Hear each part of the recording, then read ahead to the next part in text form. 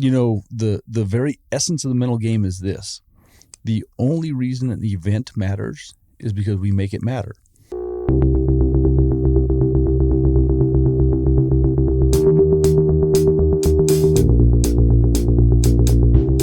Welcome to the Mullins Farrier Podcast, where I will sit down and converse with the superstars, the overachievers, the masters of our craft. Each episode will be a deep dive into their personal philosophies, their habits, the tools they use, and the secrets to not only their success, but overcoming failure as well.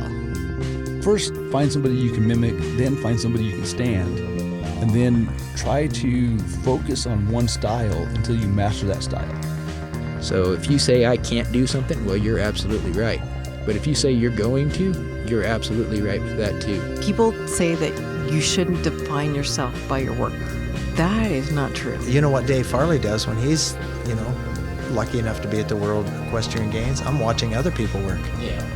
I don't think we do that enough.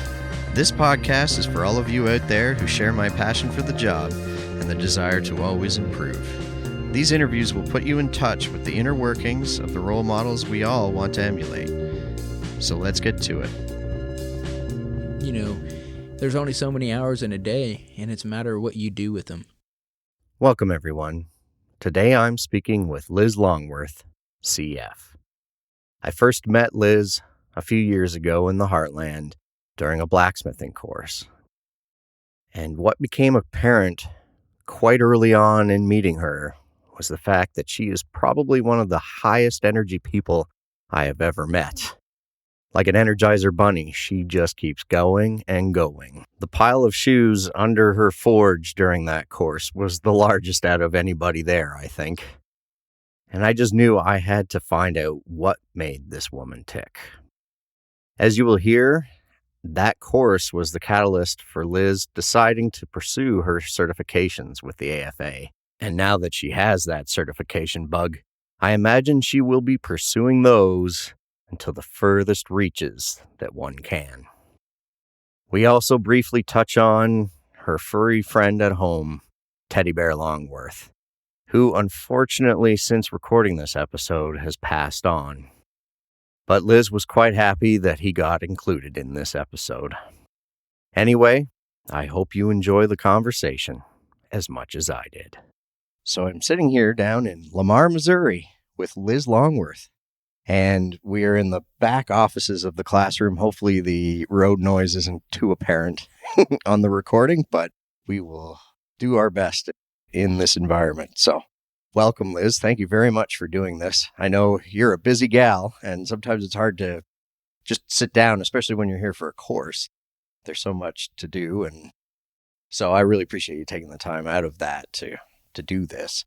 I guess we should start with an introduction. Maybe just describe how you got started in shoeing and go from there. Sure. My dad's side of my family was involved in horses. Not my dad specifically, but my grandmother had a boarding stable, taught lessons. And my dad stayed as far away as he possibly could from the horses, which wasn't always successful. My grandmother roped him into doing the chores, stalls, shavings, all of those things that he that he didn't want to be a part of and had to do. When I went to visit my dad's sister one day, she had horses. And I came home and I said, "Dad, I love the smell of horses." And he said, "Oh no." So from there it began. And my parents have always been supportive of everything that I've ever wanted to do. Okay. And so if I said, "Hey, Dad," and also my dad and I are best buddies, I got that feeling from Facebook. Yeah. My dad and I have always, had a really great relationship. So if I said, "Dad, I want a pony," then I would probably get a pony. Despite everything he knows about owning ponies. Right. From there, so I imagine you ended up getting a pony? I did, yep. We didn't have land to keep horses ourselves. Okay. So we ended up getting a horse and keeping it at a boarding stable. Right. And then how did you end up then shoeing for a career? I rode horses when I was young, up through high school. Let's see.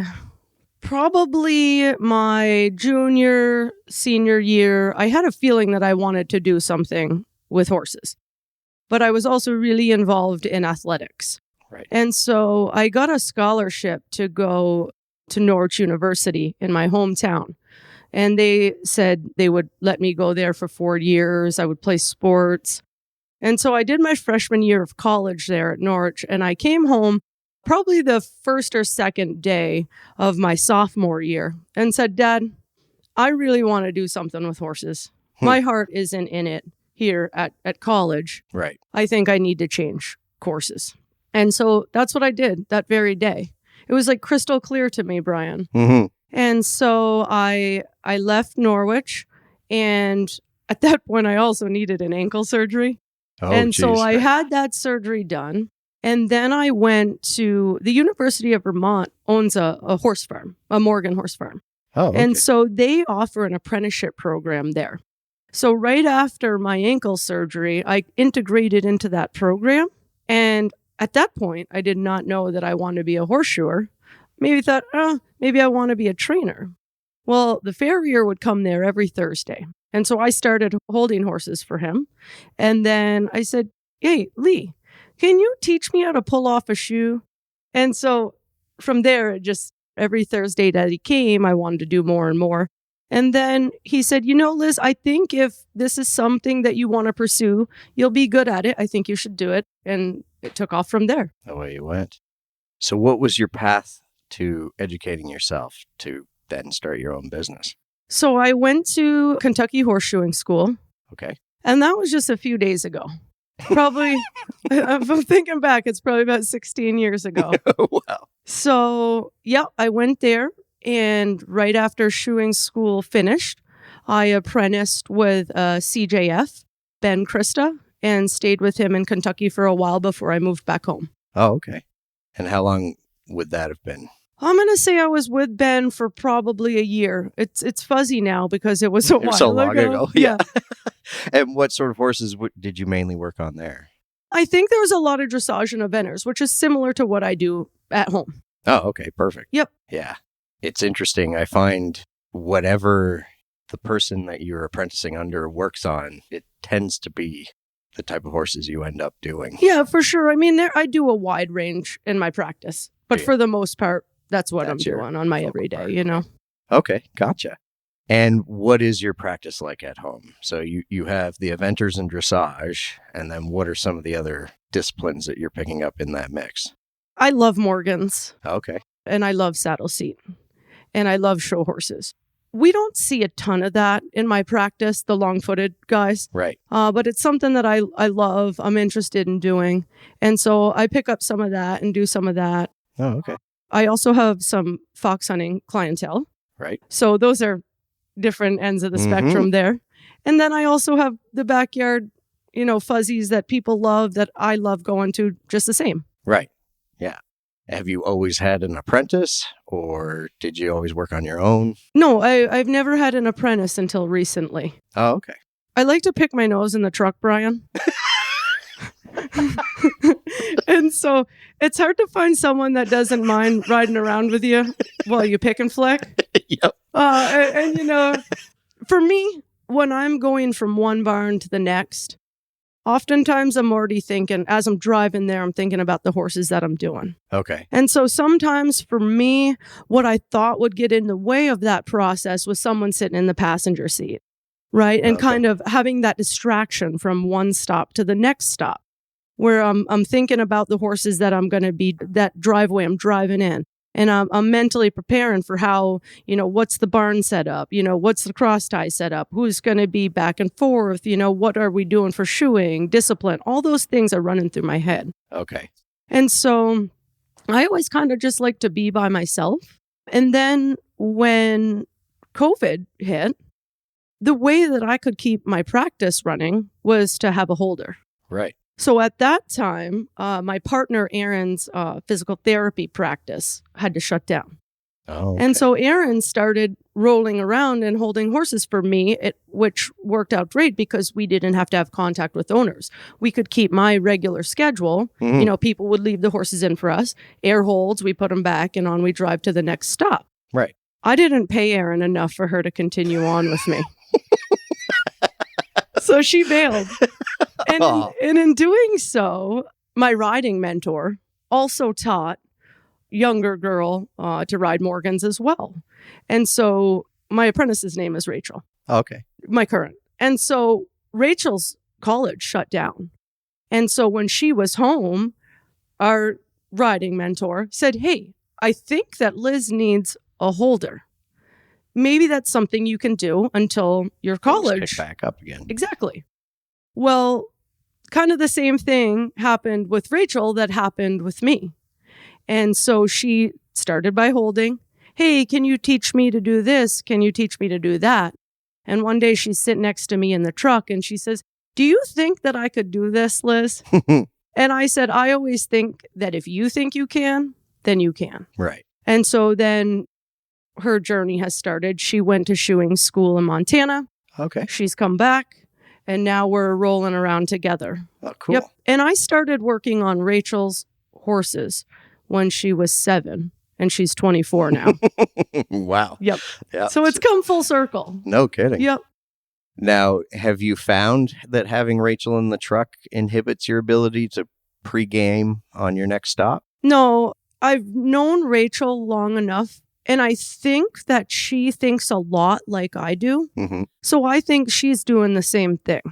And I just was clear to her, if I get quiet, it's because of this. Right? Yeah. And I've actually found that it's actually nice to really bounce those things off of her. Because I think that we see feet the same or very similar. Right. And I also think we have very similar personalities and the way that we react with our clientele, the way that we work around the horses, right? From our mentorship being similar. Right, yeah. And so it's worked out nice.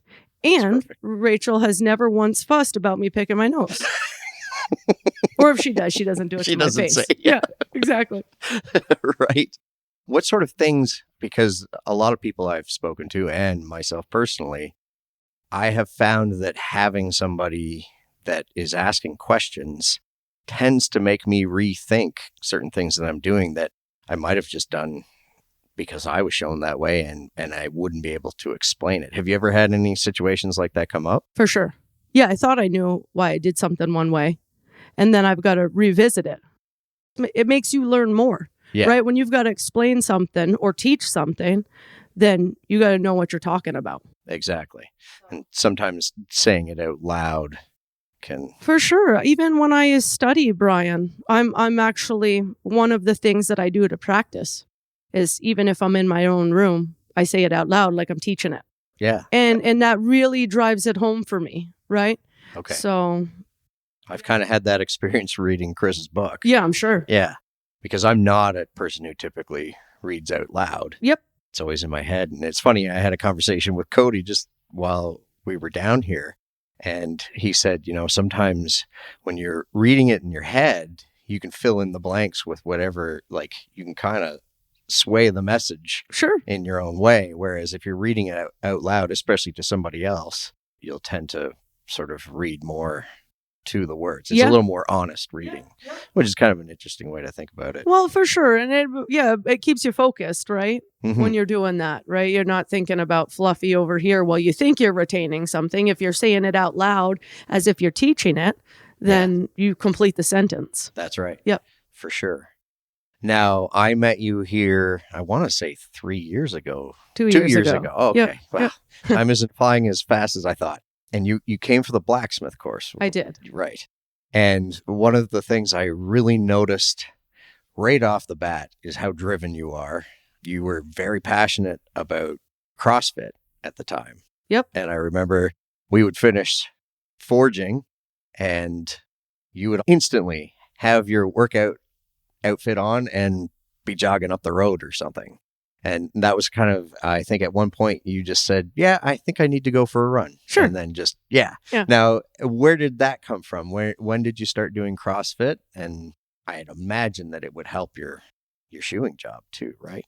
Well, I've been athletic my whole life, Brian. Right. Both of my folks are really athletic. Okay. And so I was a 3-sport athlete all through high school, Wow, sometimes okay. 4.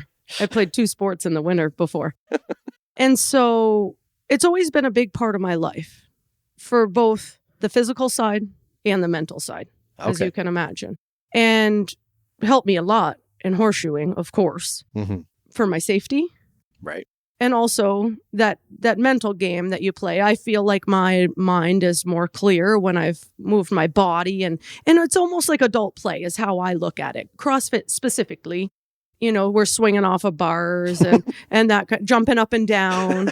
And so it is like an adult play. And for me, the social aspect of CrossFit, I've always been a team sport type of person. Okay. And so CrossFit is that, right? So you're there with your buddies. Yes, it's an individual workout, but you might be across the gym from somebody, see them doing something, and you're like, oh, they're whooping up on me right now. I better get in gear.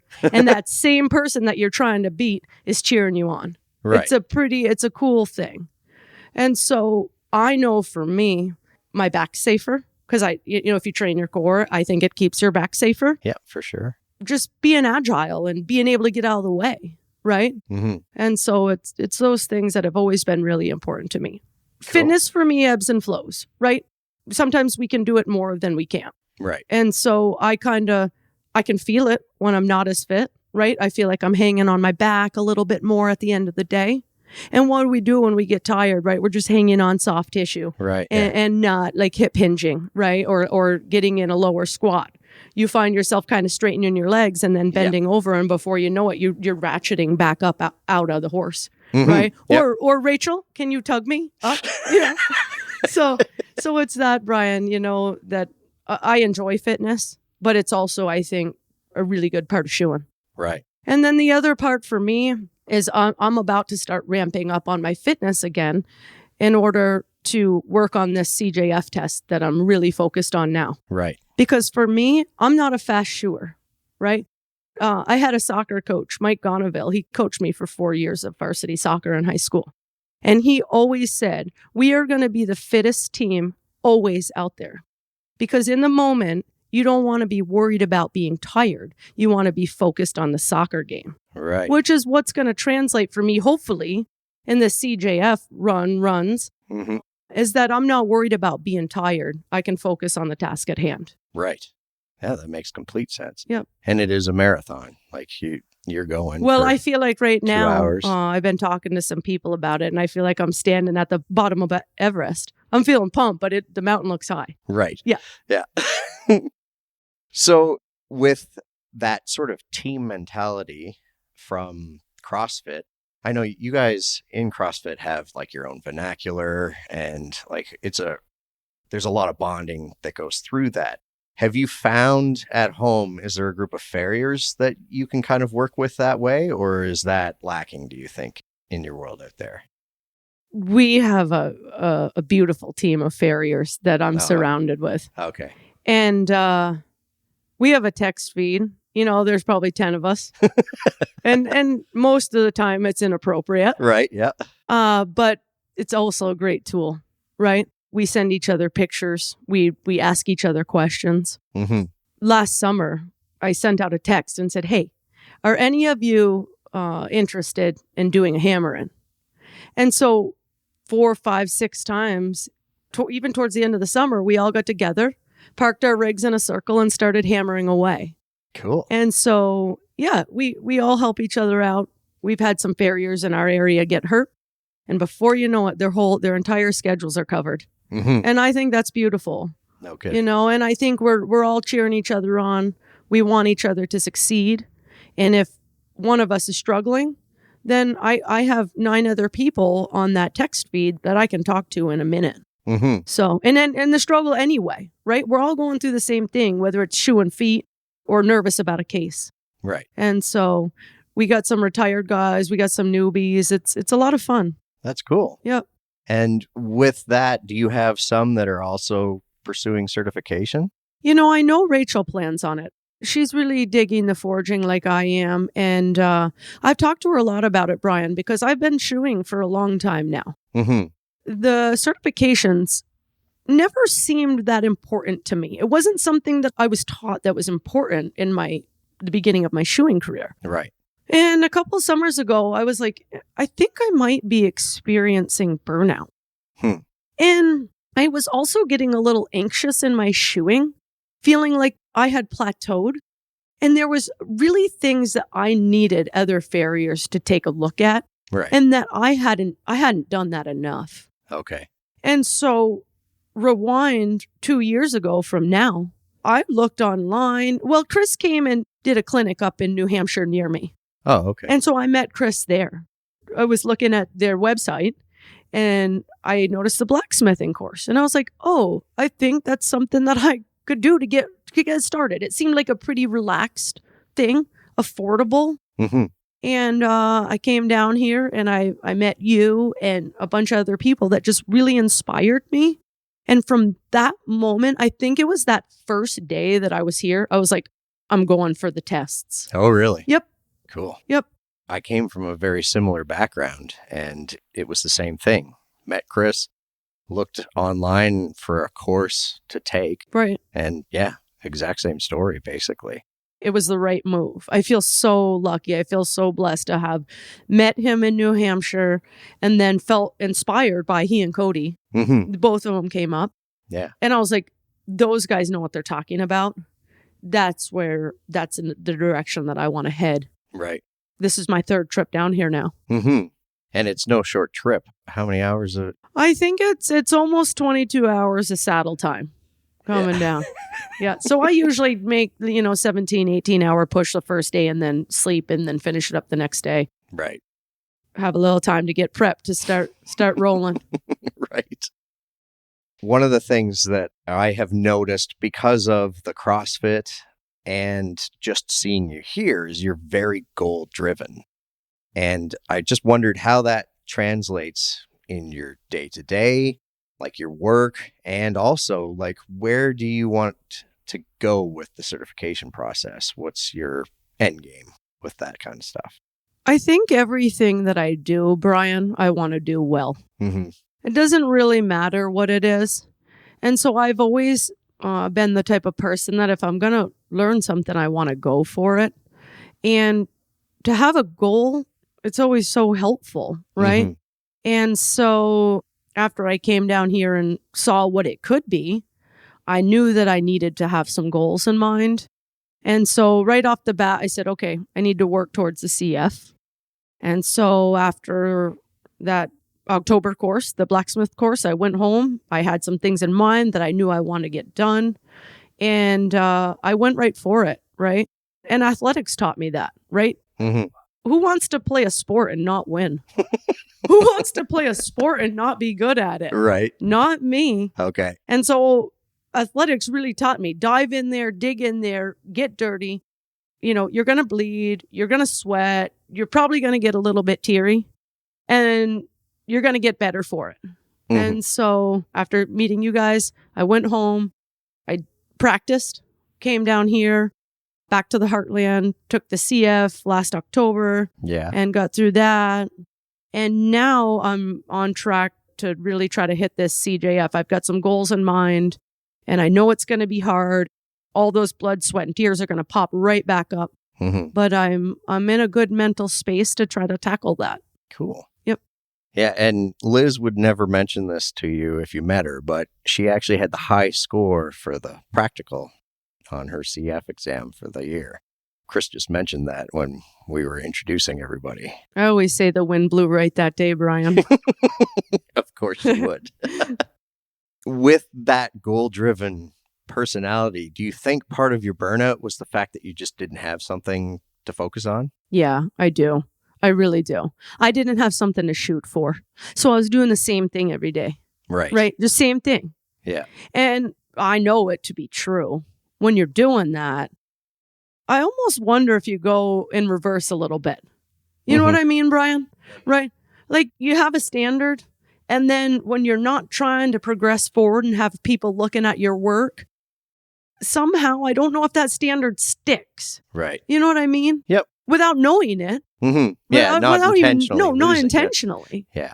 Right? So here we are, Mm-hmm. trying to go the opposite direction of that. Right. So. No, that's really cool. I've often thought, like, there's sometimes you'll do something and you might not be happy with it, but you let it slide because maybe that horse, it's timed out on you or whatever. Sure. And then you come back the next time and didn't really nobody complained or whatever. And I think subconsciously you can't help but think, oh, well, then that's not such a big deal. Maybe I shouldn't be so focused on Right. making that fit Yeah. or whatever. And how do you stay inspired, right, when all you're seeing is your own stuff, right? Mhm. When you actually don't know what's out there. Right. And then, for example, I leave my anvil when I need a break. I come over and I watch you and I'm like, whoa, I'm going to creep that direction. Well, Might take me a little bit. But there's some more blood, sweat, and Yeah, tears, yeah. definitely. Probably happening right at the moment that you happen to come over. Yeah. I think you always look great, Brian. Oh, shucks. Yeah. It's like that hair that you had the other day. Yeah. That took some work to get that hair. I could tell. Well, no, it's very low maintenance, actually. But it really is weather dependent. Right. Yeah. Yeah. It could go either way, really. When you had that sort of lull, when you experienced burnout, do you think you took on more work at that time? I kind of have been curious about this because of your personality and always pushing the limits. Do you think you've ever kind of taken on more and more work or tried to increase your speed and efficiency? How is that translated in that aspect? I think what happened, Brian, is, I was definitely busy. I mean, it was a summertime burnout, right? And at Mhm. summertime, I'm going 6 days a week, Yeah. right? And at that point, maybe a Sunday morning if I needed to, Right. right? Yep. To get things cleaned up. Mhm. But it was also around the same time that I was like purchasing my home and all that kind of stuff. So there was outside stress Yeah. as well. And so you take that outside stress and then the stress of running a full practice. And I kind of hit a wall, Mhm. to be honest. I've never been the type of person that would wake up in the morning as a horseshoer and say, oh no, can I get through this? Mhm. And when you do that for me, that made me anxious, Yeah, right? it's a little scary. Right. And then you get to the first stop and you're like, okay, I got to get this done to get to the next stop and the next stop. And I mentioned, I am not a fast shoer, Mhm. right? And when I try to shoe fast, that's when the mistakes happened. Yeah. And so I think those things and that pressure, that's when I was like, oh, okay, I need to find a way to back off here a little bit and make shoeing fun for me again. Yes. That was the key, is to make shoeing fun again. Right. So Because that fun translates to a better job. And absolutely. yeah, it's funny. It's kind of a paradox. Yeah. Basically, you have all this stress and it builds up. And then by taking on this other project, which on its face is a whole bunch of new, different stress, it alleviates so much of the other, Right. which it really doesn't make sense. Right. So in coming here for another blacksmithing course, what are some of the things that you've picked up just in being here this week? What are some of the key lessons you've taken away from this? A key lesson that I think I'm learning right now is sometimes you got to take a couple steps back to step forward. Right. And so there was some things in my forging, some holes in my forging. And in order to move forward, I have to get those things cleaned up. So then Cody and Chris take you back to those basics that you thought you knew, but maybe you didn't. Mhm. And we're going to revisit that again in order to then actually be able to progress the forging in a way that makes sense and makes everything come together. Right. You can't do one part of the forging bad and have the whole thing come together as a sexy job. You've missed part of it. Right. Yep. So that's what I'm learning. And I don't know if I've quite nailed those things yet, but I am here for the 2 weeks. And so hopefully by the time I leave, then that gives me the tools that I need to go home and practice for the summer Right. to then go to 2 pre-certs in the fall. Yes. Cool. Yeah. You mentioned you were doing 2 of them. And you also, I remember after you had left, you had immediately purchased a Coke Forge. And how has that changed the game for you? Because some people never work out of them. And I know there's a learning curve involved. Well, there is a learning curve. And if you're going to come here and do it, it's nice to have it at home to practice. So I didn't buy that Coke Forge after the first blacksmithing course. Oh, that's right. It was after the It certification. was after the certification, That's right. after I had worked in it the 2 times. I said, I probably need one of those at home, and it's a fun new tool, and I love new tools, and that inspires me. New tools are inspiring for me. Yeah. Oh, yeah. And so I had a lovely little space at my home that we were just using for tractor implements. And I said, you know what? So I rang Dad, and Dad's retired, so I ring him a lot.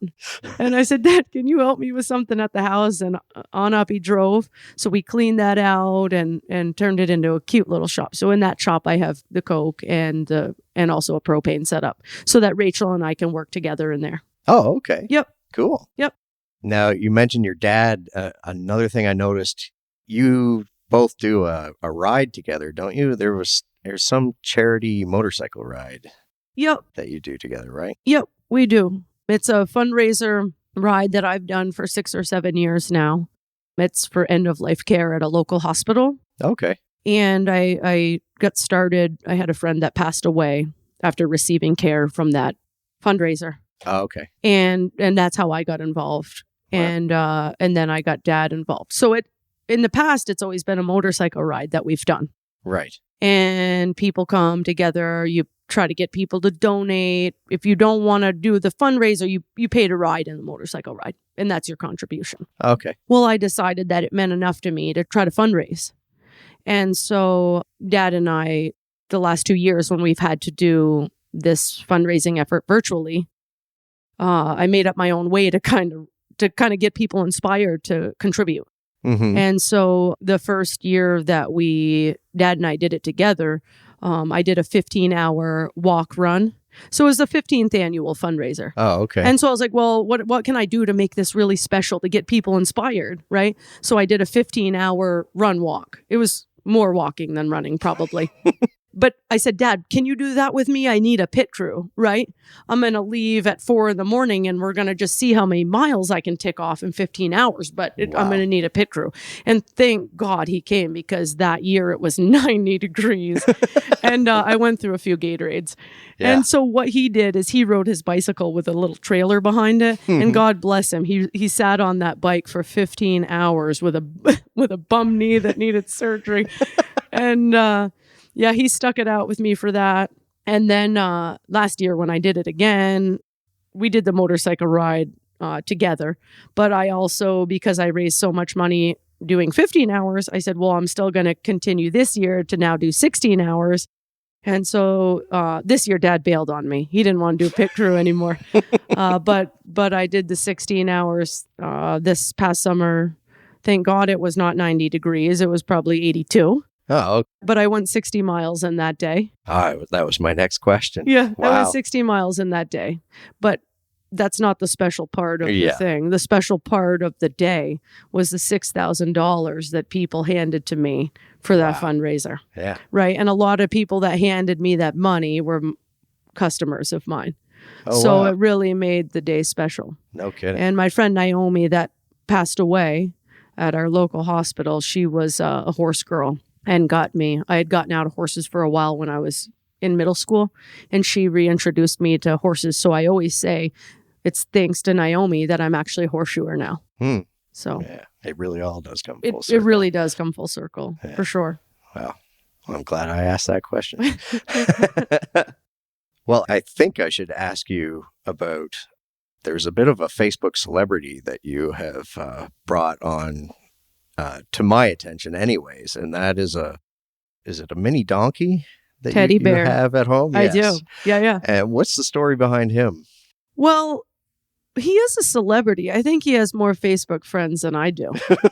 But anybody that ever has been around Ted, met Ted, they'll tell you that they've never met an animal quite like him, Brian.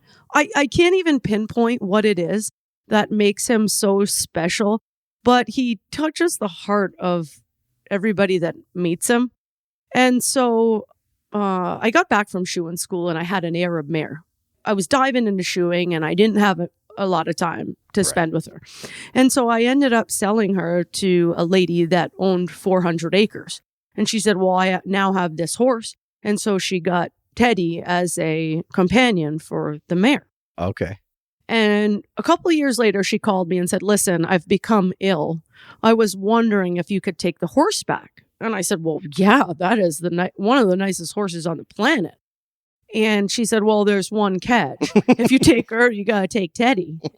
And so I went up, I met Teddy, and I said, load him up. And that was, 15, 16 years ago. And he makes me laugh every day. Yeah, well, he makes a lot of people Yeah, he laugh every does. day He that does. looks at- Yeah. having a look at your Facebook profile. Yeah. I haven't asked this question in a while, but I think somebody who's been in it as long as you have and working with Rachel, what advice you would give to somebody first starting out in this career? Ride with as many people as you can. Learn as much as you can, whatever way that is. I've been so inspired by traveling down here and being around some of the best in the world, right? That gives you a real shot at progressing when you see that level of skill. There's no way you cannot want to be better, right? When you're Right. around that, there's just no way that you cannot want to be better. And I think I can speak for most people. Right. Yeah. So get around the best of the best. Find things to keep it fun. If you start to experience burnout, do something about it. Mm-hmm. Stay fit, eat good, sleep well.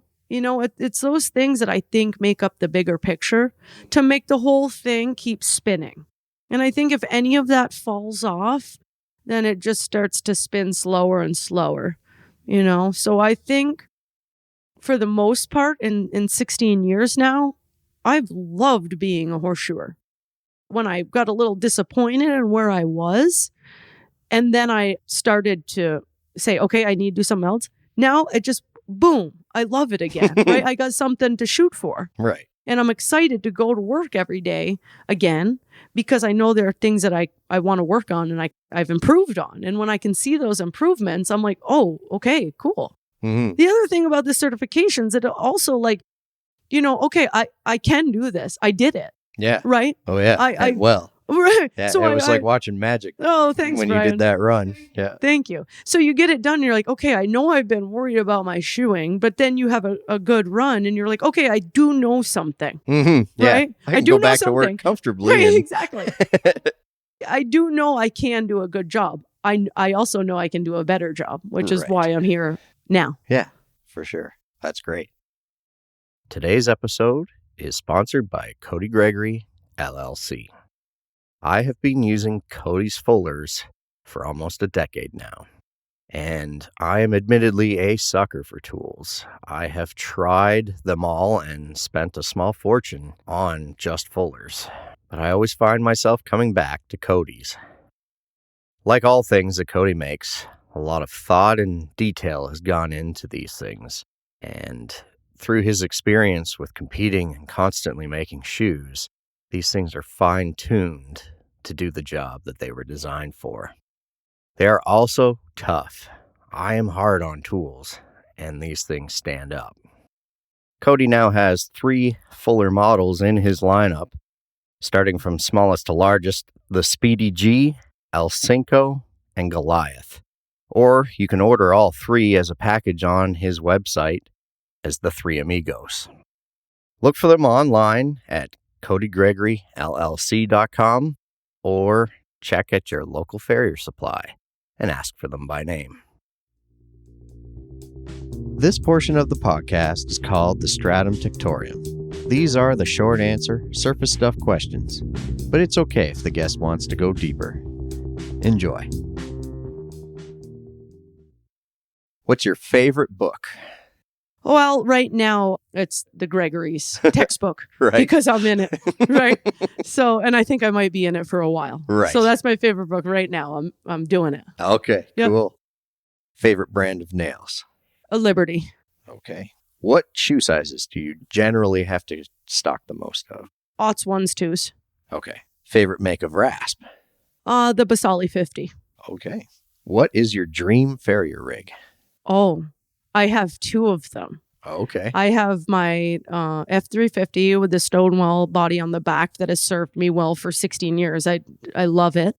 And then I also last year put together, what I want to do, Brian, is put together a trailer, My first vision was to put together a shoeing trailer that I could have as a backup in case my farrier rig went down. Right.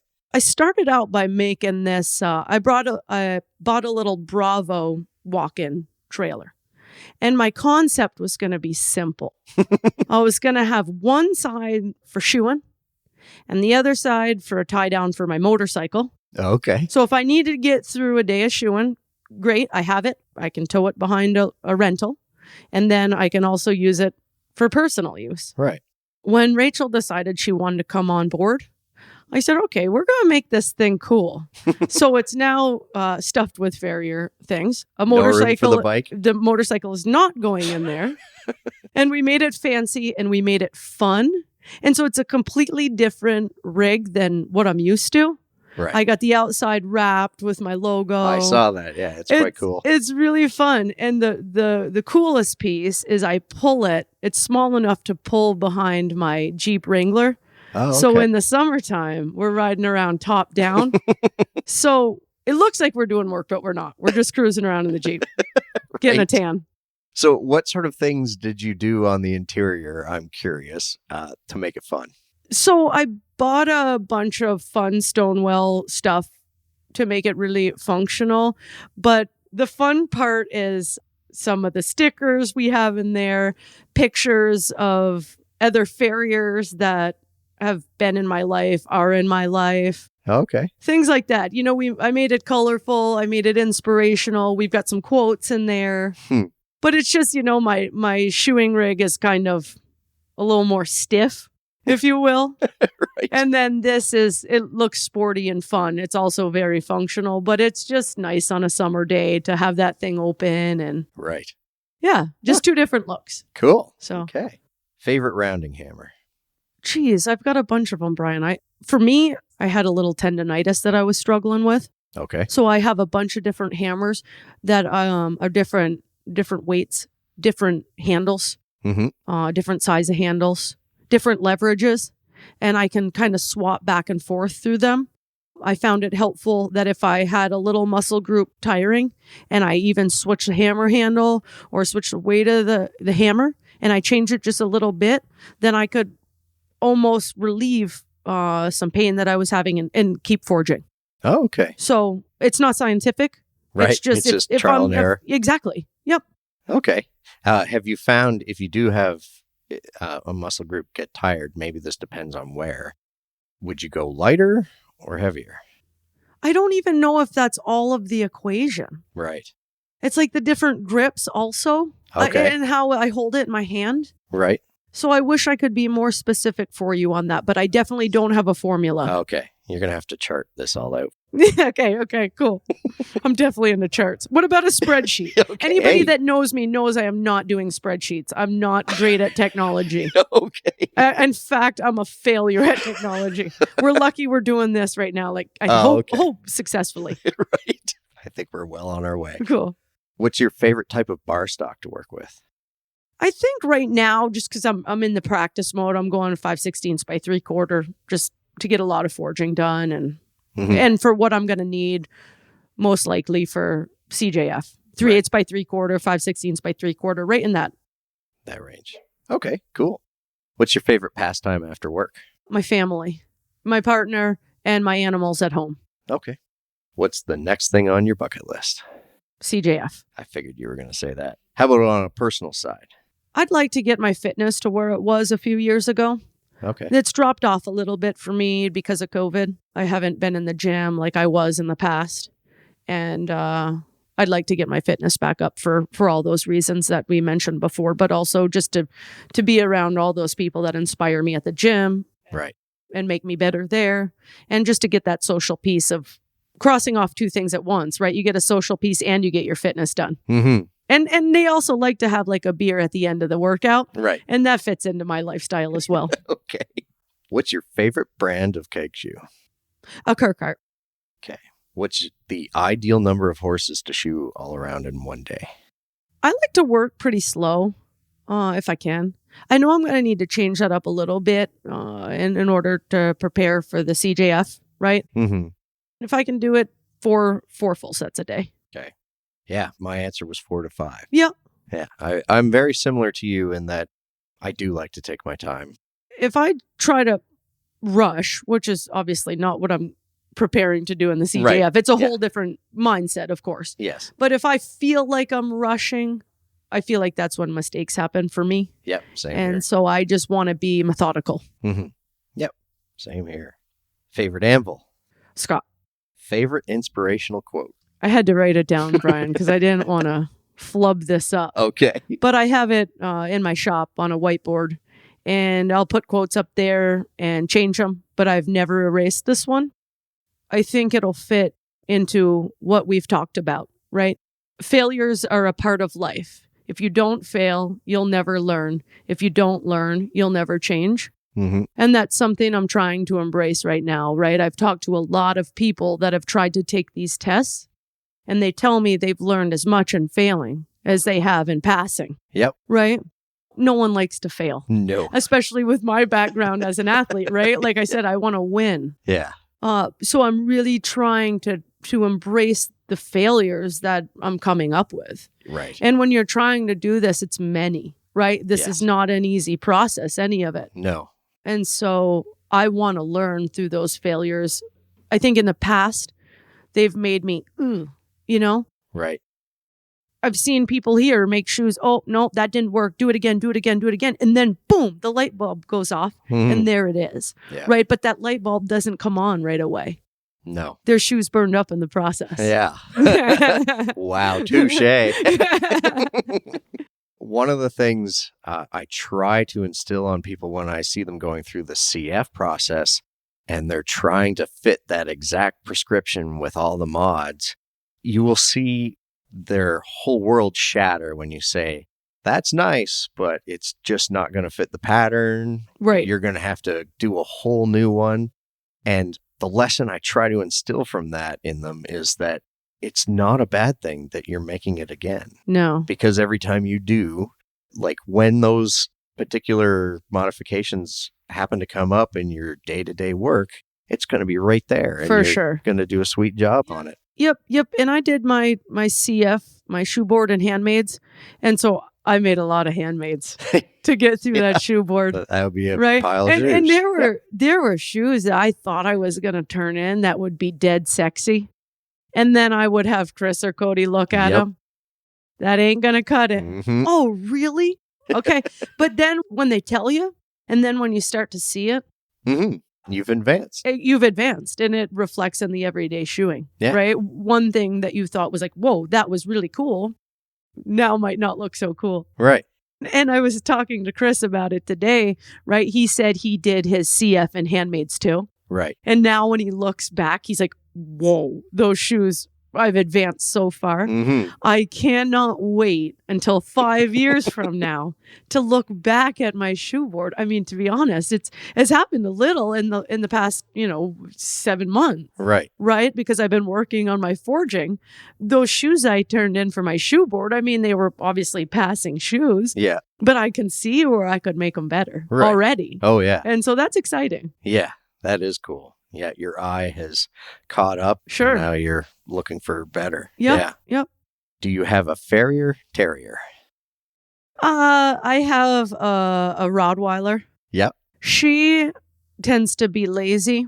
So if it's not 70 with a light breeze, she's not coming. Okay. She's by the wood stove or she's in the AC. Right. So I know first thing in the morning if she's coming or not. Oh, okay. She'll be laying on her bed and I'll say, Kenya, you coming? And she might flick an eye. And if not, then, well, I head out the door by myself. Right. Yeah. Okay. So you have a fair weather farrier I terrier. do. If you're ever stumped on a case or need backup, who do you call? I think I go right to that list of the 10 people that yeah. I mentioned. That's cool. I also have a mentor that he's not on the list because he's 73 and he doesn't have a cell phone and he never will. Okay. That guy has embraced me since day one. Okay. And I don't want to forget to mention him because I've never met, Brian, someone that would take their shirt off of their back for a complete stranger. And Dan, my mentor, Dan Sherwood, He is that person. He is a great horseshoer. His rig looks like Cody and Chris's, right? Right. He can do all the things with his hammer and steel. Right. He's a great horseshoer, but he's also a great human. Mm-hmm. So That's a good mix. yeah. And how did you find him? I called him before I went to shoeing school to see if I could ride around with him a little bit, and it just never worked out. And so when I got back from shoeing school, we connected that away. And from the moment I met him, we're two peas in a pod. You know, we shoe very similar. Okay. And I'm 38, Brian, and Dan is 73, 74. And he will go horse for horse with me. Mm-hmm. And when you look at that dude, he is, picture rebar in your head. That's what he looks like. He's cut. He's ropey looking. Just an overall badass dude. That's awesome. Yeah. Okay. Yeah. Glad you brought him up. Do you have a favorite shoe or package for a mystery lameness when the client either doesn't want to pay for the diagnostics or the vets are stumped? I don't really run into that, Brian. I have great customers and great veterinarians, and I know for me that the team approach is really good for me. So that's kind of the way I like to go, if we can. You know, I don't know if I can say it's one shoe or another. It's completely dependent on the case. And like I said, I work on a wide range of animals in a wide range of environmental conditions. Oh, okay. And so that right there is part of the RX, right? Right. Vermont is a special place. It can be dry, but it can be mostly wet. And so when we have, you know, big wet turnouts, things might look a little different than if you're chewing out in the desert. Mm-hmm. So. Okay. Interesting. Brings a whole other set of challenges to the game. It sure does. Yeah. Yeah. What do you use as your planner or agenda? Paper and pencil. I was going to guess that. Yeah. And I'm picked on a lot about that. Are you you? know, Rachel's pretty techie Oh, okay. and my partner's pretty techie. But I'm telling you, I cannot foresee the day that I go away from the I like to be able to see it and erase it and change it. Mm-hmm. And I also sometimes don't know where my phone is. Okay. Yeah, I have tried multiple times and it hasn't worked out. I keep going back. Favorite method of soothing aches and pains? My partner's a PT. Okay. And so I'm pretty lucky that way. Sometimes I have to beg her to work on me because, as you know, at the end of the day, that's probably the last thing that she wants to do. And if her horse is due to be shot, she's probably quicker to work on me to make sure I get there to do it. Okay. Yeah. I have to say dry needling, Brian. Oh, okay. Yep. Yeah. Favorite drink? If I'm having to be honest, it's Coca-Cola. Really? Oh, it is a weak spot for me. I try to stay away from it every once in a while. I'll come off the wagon, especially if it's 90 degrees. So I don't want to answer Coca-Cola, but I think I have to. The pure honesty is coming out it is. here. Yeah. Favorite genre of music? Oh, we listen to a wide range of things. You can kind of tell by the day I'm having by what's playing on the radio. Yeah. Okay. I won't even bother asking if you work out. I know that answer. Do you meditate? Nope. What would you have been if not a farrier? A veterinarian. Okay. Yep. And the COVID question, if you were stuck in a shop with somebody for a month, who would you want it to be? Oh, no. I feel like this could get me into trouble. My partner Aaron's probably like, you better say Aaron. Yeah, right. Right. Well, other than Aaron, yeah. I'll save you the You trouble. know, I think, geez, I'm just going to keep this from a farrier standpoint right now. Yep. Because my dad also comes into the mix right, there. Yeah. My mom and my dad, of course. But to keep it at a farrier standpoint, I'd have to say Dan right now. I'm trying to soak up every minute I have with that dude. Okay. Yeah. Cool. Well, thank you very much for doing this. Thanks for having me, That was Brian. This great. was a lot of fun. Yeah. Cool. Cool. Thanks.